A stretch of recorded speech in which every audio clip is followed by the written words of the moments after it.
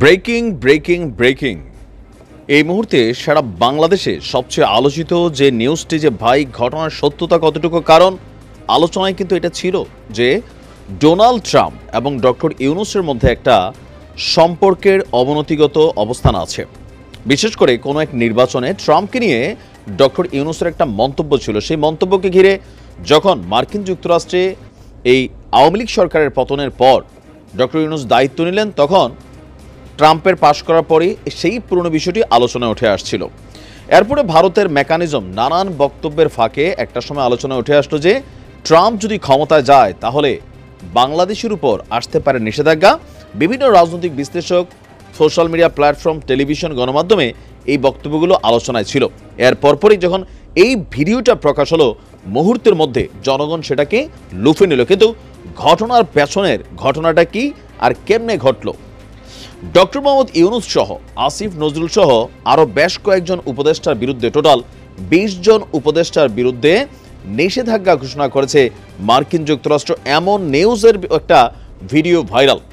দর্শক, এটা আপনার কি বলা হয় যে যখন সামনে আসছে তখন স্বাভাবিক বাঙালির একাংশ তারা এটাকে বিশ্বাস করে নিয়েছে। কিন্তু হোয়াট ইজ দ্য রিয়েলিটি? আসল সত্য কি?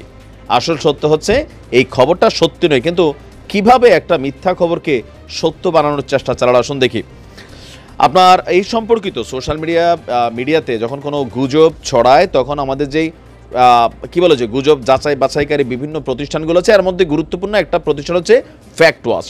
তারা বলছে Donald Trump doctor Mohammad Yunus সহ ২০ জন উপদেষ্টার উপর নিষেধাজ্ঞা ঘোষণা করেননি, বরং ভিন্ন ভিন্ন কয়েকটি ফুটেজকে ব্যবহার করে একটা ভিডিও তৈরির মাধ্যমে এই ভুয়া দাবিটিকে প্রচার করা হয়েছে। বলা হচ্ছে যে আপনার মাসুদ কামালের ইউটিউব চ্যানেল কথাতে ট্রাম্প দায়িত্ব নেওয়ার পর বাংলাদেশের বিরুদ্ধে গিয়ে নিষেধাজ্ঞা আসবে কিনা এই বিষয়ে একটা ভিডিও খুঁজে পাওয়া যায়। ওই ভিডিওর সঙ্গে আলোচিত ভিডিওটির কিছু অংশের মিল রয়েছে। মূলত ওই ভিডিওটির কয়েকটি অংশ কাইটা সেখানে এডিটিং করে এই ভিডিওটাকে বানানো হয়েছে।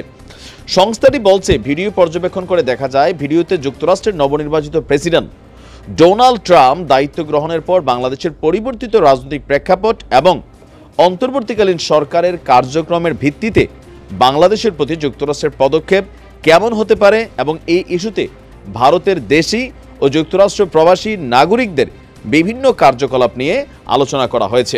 তবে সেখানে ইউনূস সরকার সহ ২০ জন উপদেষ্টাকে নিষেধাজ্ঞা দেওয়া নিয়ে কোনো কথা আসলেই বলা হয়নি। এটাই হচ্ছে মূল সমস্যা। আমরা যখন ভিডিও বানাই, কতিপয় অসাধু মানুষ আছেন যারা আমাদের ভিডিওর বিভিন্ন অংশগুলোকে কাটেন, আগে পিছে জোড়া দেন, কোনো 10টা ভিডিওর জোড়া দিয়া আমারই রিপ্রেজেন্ট করা, অথবা যারা একটু জনপ্রিয় আছেন তাদেরকে রিপ্রেজেন্ট করা, এরকম কিন্তু অসংখ্য ভুয়া ভিডিও তারা মুহূর্তের মাধ্যমে ছড়িয়ে দেন।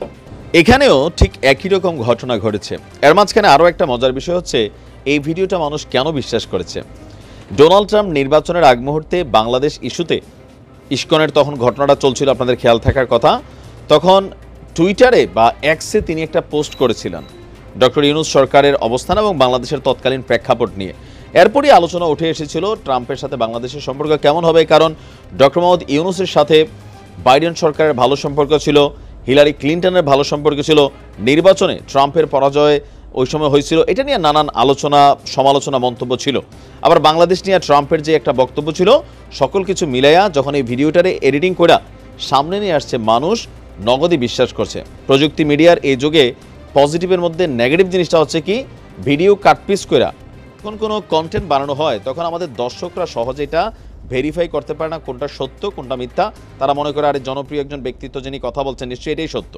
তো তার মানে আমরা বুঝতে পারলাম যে মিডিয়াতে যা দেখা যায় সব কিছু বিশ্বাস করতে নাই, ভালো করে পুরোটা বুঝতে হবে। তো নিশ্চয়ই বুঝতে পেরেছেন এটা একটা ভুয়া গজব, মানে গুজব ছিল।